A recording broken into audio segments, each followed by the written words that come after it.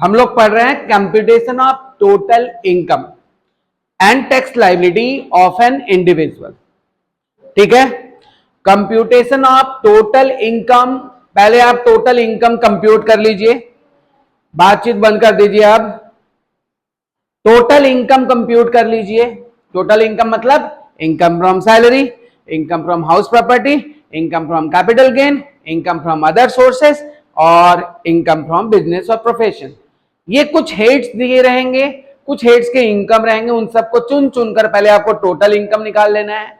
Total income से आपको deduction less कर लेने हैं। ओल्ड टैक्स रेजिम में आप बना रहे हो, कहां पर? ओल्ड टैक्स रेजिम में, क्योंकि आप fourth semester old tax regime में ही दिए थे, इसलिए आप फिफ्थ सेमेस्टर भी ओल्ड टैक्स रेजिम में ही दोगे। ठीक है, तो यहां पर आपको टैक्स लायबिलिटी निकालना है। पहले तो हम लोग उस इनकम को निकालेंगे जिस पर टैक्स लगता है, उसके बाद हम लोग उसका टैक्स लायबिलिटी निकालेंगे।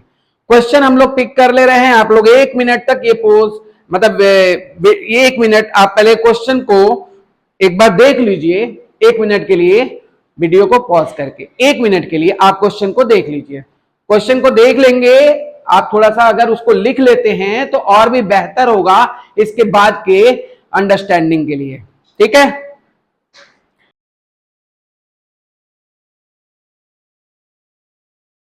हो गया। तो यहां पर मिसेस मित्रा का जो इनकम है फॉर द ईयर 2023 को वो रिटायर्ड हो जाती है शायद। इसके बाद ओल्ड टैक्स रेजिम में उनका टैक्स पेबल निकालना है। 23-24 को पहला इनकम उनका दिखा रहा है पेंशन का। कहां का दिखा रहा है? पेंशन कहां का इनकम है, आप बता पाओगे? सैलरी। पेंशन जो है वो सैलरी से मिलता है। इसके अलावा उसका सैलरी का इनकम और कहीं पे भी नहीं दिख रहा है, मतलब वो रिटायरमेंट ले चुकी हैं। चलिए कोई बात नहीं, हम लोग सबसे पहले हेडिंग डालेंगे नंबर 1 इनकम फ्रॉम सैलरी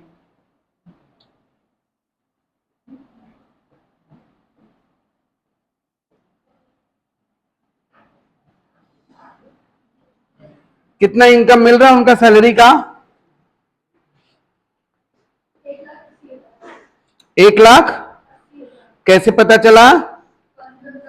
15,000 पर मंथ है, 15,000 रुपया पर मंथ है इनटू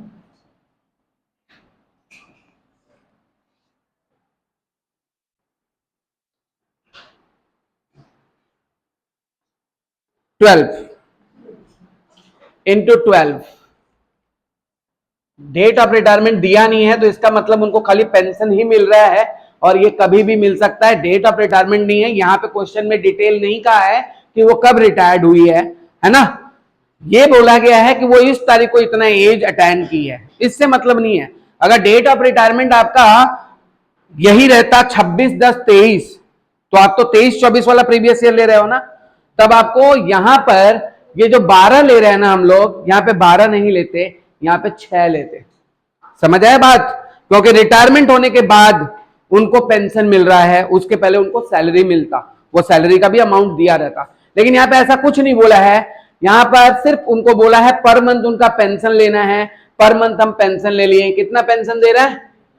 1 लाख। अब इनकम फ्रॉम सैलरी है ना ये, इसके अलावा उनका कोई भी सैलरी इनकम नहीं है। तो जब इनकम फ्रॉम सैलरी है, इसके अलावा उनका कोई भी सैलरी इनकम नहीं है, इसका मतलब यहां पे डिडक्शन अंडर 16(1)(i) होना चाहिए कि नहीं? यहां पे लिखिए स्टैंडर्ड डिडक्शन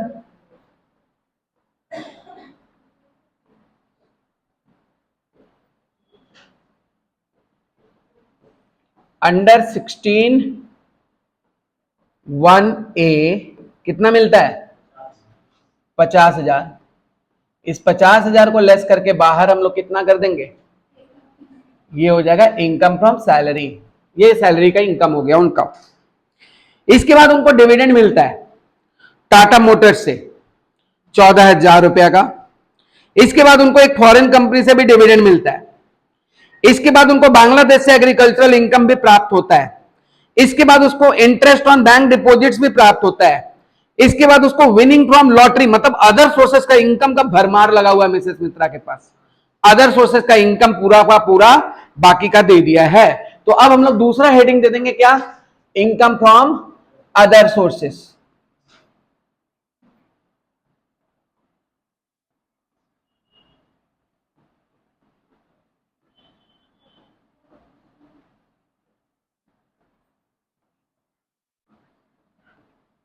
और इनकम फ्रॉम अदर सोर्सेस में सारे इनकम जो जो दिए हुए हैं वो लिखते चले जाइए। डिविडेंड फ्रॉम टाटा मोटर्स,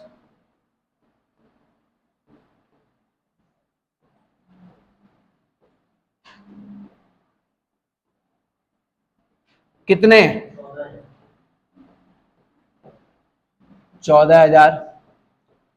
दूसरा, डिविडेंड फ्रॉम फॉरेन कंपनी,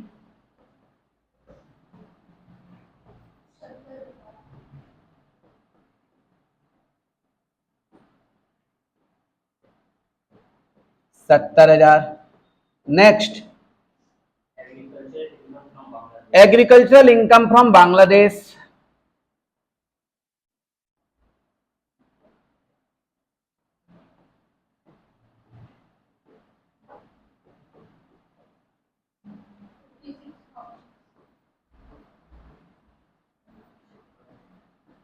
कितना? 56,000। Next, interest on bank fix deposit, कितना? 80,000। Next, winning from lottery, winning from lottery का कौन सा अमाउंट दिया हुआ है? नेट को ग्रॉस में कन्वर्ट करना है, कितना अमाउंट दिया हुआ है? 35,000 after deduction of tax of 30%। तो डिवाइडेड बाई 70 इंटू 100 कर देंगे, 50,000। इतना समझ में आया? क्योंकि इनकम फ्रॉम लॉटरी उसका ग्रॉस इनकम है, उसको हम लोग कन्वर्ट, नेट है तो उसको हम लोग कन्वर्ट कर लेंगे ग्रॉस में हमेशा, क्योंकि हम लोग जो बाहर लिखने वाले हैं ना वो ग्रॉस इनकम लिखने वाले हैं, नेट नहीं। टैक्स काट के कुछ कुछ इनकम मिलता है, उसको टैक्स जोड़ के आपको लिखने हैं यहां पर, इसीलिए हम लोग 50,000 का विनिंग फ्रॉम लॉटरी लिखे। नेक्स्ट,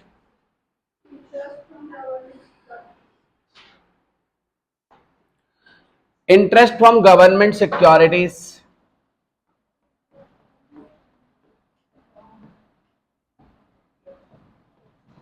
कितने? 50,000। और कोई इनकम है? ये इनकम उसका, या इनकम फ्रॉम अदर सोर्सेस हो गया।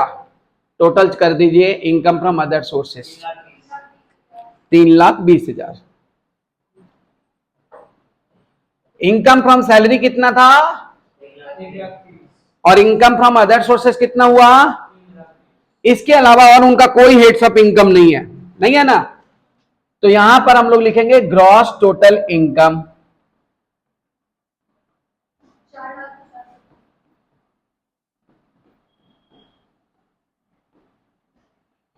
$4,50,000। जब भी आपको ग्रॉस टोटल इनकम मिल जाए, टोल टैक्स रिजिम में आपको डिडक्शन अंडर चैप्टर 6 से करना होगा। अभी हम लोग क्या करेंगे? Deduction under chapter 6A। अब ये आपको नीचे के डिटेल्स में दिए रहेंगे। देखिए यहां पे दिया हुआ है premium on LIC on life के लिए 24,000 दिया था, जिसका पॉलिसी वैल्यू 2 लाख है। आपको बता दे ATC में आता है, ये ATC में अपने LIC प्रीमियम का डिडक्शन आपको मिलता है, और ये भी सम एश्योर्ड का 10% से ज्यादा नहीं होना चाहिए। सम एश्योर्ड देखिए बगल में लिखा हुआ है, पॉलिसी वैल्यू 2 लाख है, 2 लाख का 10% 20,000 होता है, लेकिन पॉलिसी पेमेंट हुआ है 24,000, तो माइनस कितना होगा? 20,000। ATC, LIC, ठीक है, LIP, LIC प्रीमियम दिया है अपना, कितना माइनस होगा मैक्सिमम? और किसी का पेड किया है क्या? नहीं। एटीडी मेडिक्लेम के लिए दी है 6,000 रुपया। किसके लिए? मेडिक्लेम के लिए। एटीडी मेडिक्लेम के लिए ये मिलता है कितना? 6,000 मेडिक्लेम के लिए मिलता है। एटीडी के बाद expenditure on medical treatment of father, जो कि कैंसर के बीमारी से सफर्ड हैं और उनके एक्सपेंडिचर के लिए वो 30,000 रुपया उनका मेडिकल ट्रीटमेंट के लिए खर्च करता है, जो कि आपको मिलेगा एटीडीडीबी में डिडक्शन। दवाई दवाई बहुत दवाई, medical treatment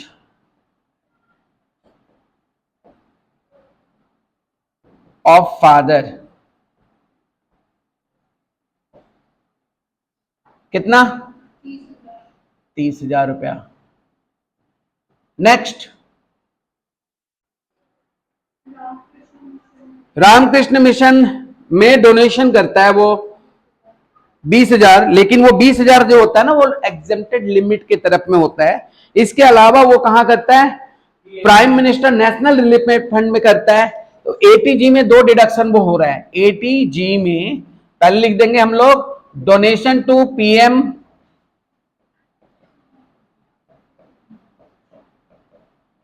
national relief fund,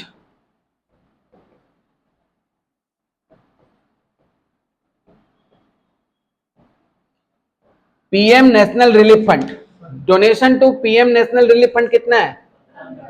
और दूसरा डोनेशन जो वो कर रहा है ना, डोनेशन टू रामकृष्ण मिशन, ये लोकल इंस्टीट्यूशन है रामकृष्ण मिशन, जिसमें उसको 50% ऑफ लिमिट में मिलता है। 50% ऑफ लिमिट। अब ये लिमिट क्या होता है आपको फिर से बता देते हैं, सेमेस्टर 4 में भी बताए थे।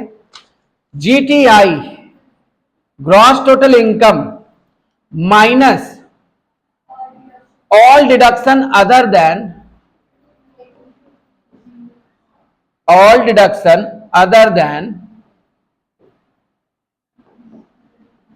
एटीजी। तो ग्रॉस टोटल इनकम कितना आया था बोलिए? 4,50,000 में जितने भी डिडक्शन है एटीजी को छोड़कर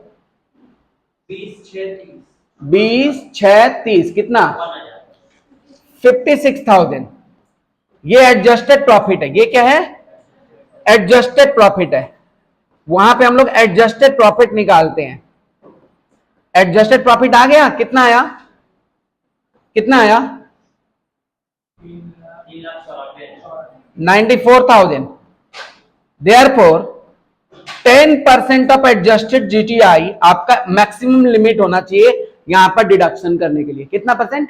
10% ऑफ एडजस्टेड जीटीआई। तो 10% ऑफ एडजस्टेड जीटीआई क्या होगा?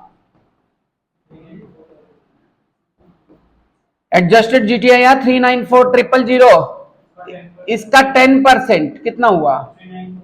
मतलब आप जो भी डिडक्शन कर रहे हो इसके अंदर ही होना चाहिए। जो भी डिडक्शन कर रहे हो कितना? 39,400 के अंदर ही होना चाहिए, उसके ऊपर नहीं होना चाहिए। हालांकि वो डोनेशन कितना किया है?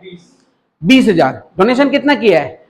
तो 20,000 पूरा माइनस नहीं होता है, कोई 50% होता है, कोई 100% होता है। जैसे लोकल अथॉरिटी इंस्टीट्यूशन वगैरह में कुछ आप देते हो ना, वहां पर आपका 50% होता है। Other than promoting family planning जो बताया था आपको, अगर इसके डिटेल में जाएंगे तो बहुत और टाइम लग जाएगा। बस याद रखिए यहाँ पे कितना 50% लगेगा डोनेशन टू रामकृष्ण मिशन। ये 50% टोटल 50% मतलब कितना डोनेशन किया है? 20,000 का 50% कितना हुआ? अगर मान लीजिए ये 40,000 करता, कितना करता? तो हम लोग 40,000 का 50% नहीं करते, 39,400 का 50% करते हैं। समझ आया बात? तो यहां पर यही आप समझ जाइए डोनेशन टू आरके मिशन वो कितना किया था। ये टोटल डोनेशन मिलाकर बाहर कितना चला गया? टोटल डोनेशन मिलाकर बाहर कितना चला जाएगा? ये सबको जोड़कर यहां तक तो 56 हुआ था, 56 और 25 और जोड़ दीजिए, हाँ 81,000। तो उसका टोटल इनकम कितना आया जिस पर टैक्स लगेगा, जिस पर टैक्स लगेगा वो कितना आया, 3,79,000। ओके 69,000, 3,69,000, ठीक है, शुद्ध हिंदी बोले एकदम। हाँ आराम से देख लीजिए।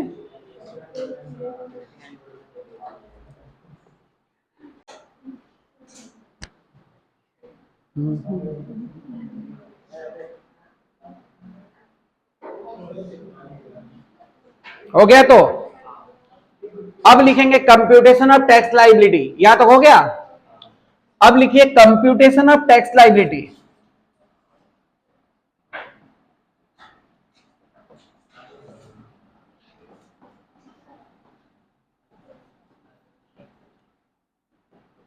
कितना टैक्स देना पड़ेगा अगर वो 4,69,000 कमाती है तो, ऑन टोटल इनकम ऑफ, फिर से बताना, टोटल इनकम 3,69,000 पूरा ना। इस 3,69,000 में उसका एक इनकम है वो लॉटरी से जीती है, वो कैजुअल इनकम होता है। क्या होता है? कैजुअल इनकम का टैक्स उसी समय काट लिया जाता है जिस समय ये वो अराइज होता है। वो है विनिंग फ्रॉम लॉटरी, 50,000 का था ना, 50,000 का कितना परसेंट, 30% कट गया, और उसका टैक्स कितना लगेगा, 15,000 रुपया उसका टैक्स डायरेक्ट सरकार ले लेगा उसी समय, मतलब जो लॉटरी का कंपनी है वो वहीं से डिडक्ट कर लेगा, ये सरकार के पास चला गया 15,000। ऑन बैलेंस इनकम कितना है,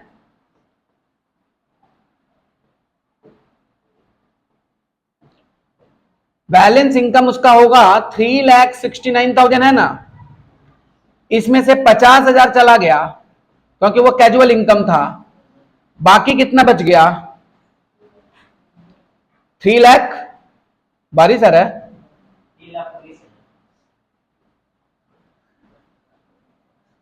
जा बारी सर है, 3,19,000। इस 3,19,000 पे फर्स्ट रुपीज 2,50,000,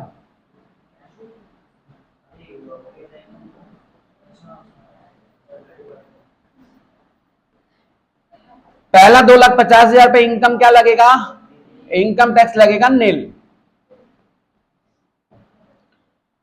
अब 2,50,000 के ऊपर कितना है,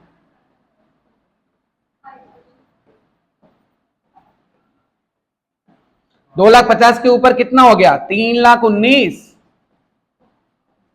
माइनस 2,50,000, कितना आया, 69,000 पे 5%, कितना परसेंट, कितना आया, 3,4,5,0। टोटल इनकम कितना हुआ,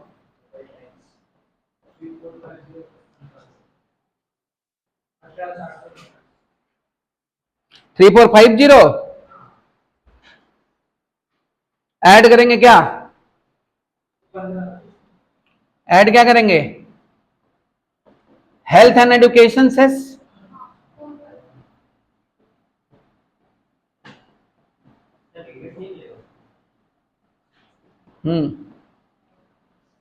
हेल्थ एंड एजुकेशन सेस कितना है,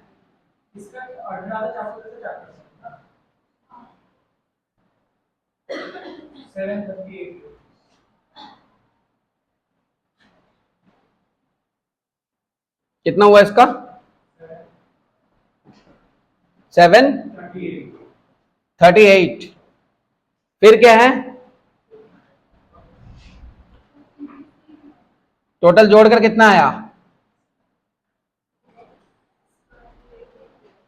बता रहे, अभी उसी को एक्सप्लेन करेंगे। टोटल कितना आया, 19,188।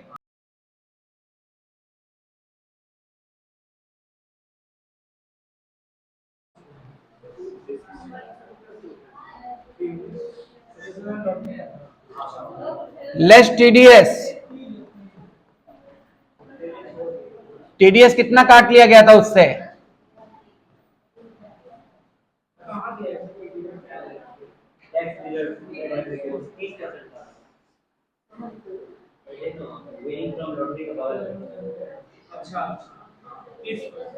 तो कितना हुआ?